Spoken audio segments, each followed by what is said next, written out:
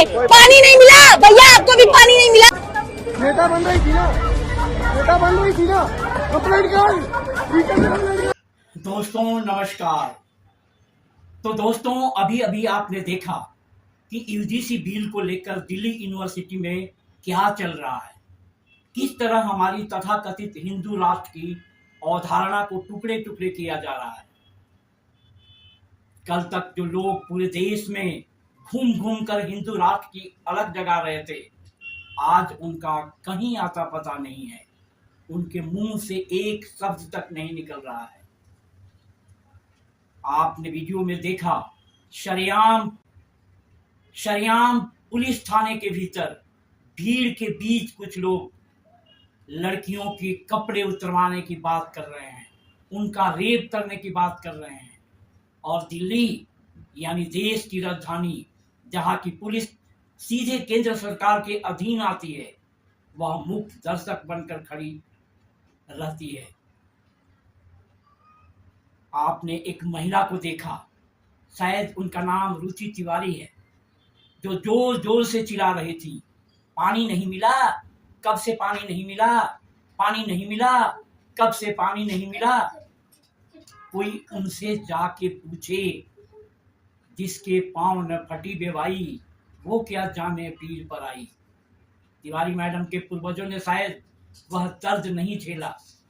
कमर में झाड़ू बांध कर चलना, गले में मटका लटकाना और उस जगह से भी पानी न मिलना जहां जानवरों को पानी मिल सकता था। दोस्तों वीडियो के अंत तक बने रहिएगा, क्योंकि मैं एक बेहद महत्वपूर्ण मुद्दे पर बात करने जा रहा हूं।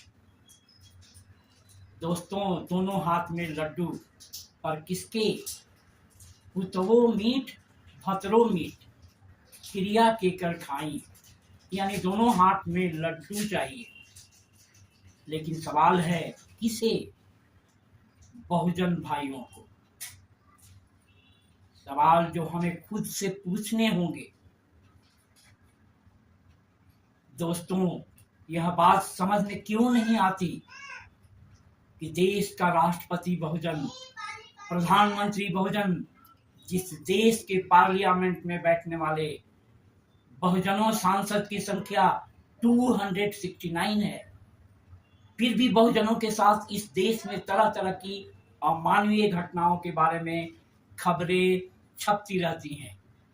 कहीं किसी को पानी पीने पर मार दिया जाता है, कहीं किसी का सर मुड़वा दिया जाता है, तो कहीं चोटी उखाड़ ली जाती है, कहीं घोड़ी चढ़ने पर जान से मार दिया जाता है। कुछ दिन पहले ही एक व्यक्ति एक बहुजन के मुंह पर पेशाब कर रहा था। आखिर ऐसा क्यों नहीं बहुजन राष्ट्रपति, बहुजन प्रधानमंत्री और बहुजन सांसद इस पर आवाज उठाते हैं? कभी आपने इस पर सोचा है? क्या कारण है कि एक छोटे समूह की बात सरकार, कोर्ट तुरंत मान लेते हैं? क्या कारण है कि एक बहुजन सांसद को इस तरह पकड़कर आधी रात में जेल पहुंचाया जाता है जैसे वह देश का दुर्दांत टेररिस्ट हो?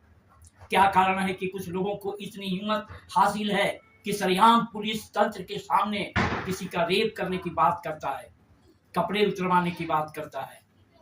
मेरी समझ में इसके दो कारण हैं। पहला, रिप्रेजेंटेशन। आप सबको भली भांति पता है कि ऊपर से आए आदेश को लागू करना देश के आईएएस और आईपीएस का काम है। तो आदेश देने वाला क्या कर सकता है? वह अपनी कुर्सी बचाए कि आपको न्याय दिलवाए। बहुजनों, आपका रिप्रेजेंटेशन इन जगहों पर न के बराबर है। आप जब कोर्ट में पहुंचते हैं, वहां भी वही हालत है। फिर तो बात वही हुई, जुर्म भी मेरा, पुलिस भी मेरी, अदालत भी मेरा, फिर फैसला भी तो मेरा ही होगा। बहुजन जो थोड़ा बहुत सक्षम है, जो अपने बच्चों को पढ़ा सकते हैं, वे अपने बच्चों को इंजीनियरिंग एमबीए करवाते हैं। जो पैसा कमाने के बावजूद भी अपने समाज के बारे में रत्ती भर भी नहीं सोच पाते हैं। क्या उनकी गलती है? जी नहीं, उनकी शिक्षा दीक्षा ही उस तरह की नहीं हुई है। दूसरा कारण धर्मांधता है। आपके नेता को अगर टीका लगाकर वोट मिल जाता है, रामकृष्ण की चर्चा से वह अगर एमएलए एमपी बन जाता है, तो फिर वह आपके दवाई, पढ़ाई, सिंचाई की बात क्यों करेगा? दोनों चीजें एक साथ नहीं हो सकती है, धर्मांधता भी और आपका विकास भी। जब तक बहुजन समाज जागरूक नहीं होगा, सिस्टम में भागीदारी नहीं पाएगा, तब तक अन्याय जारी रहेगा।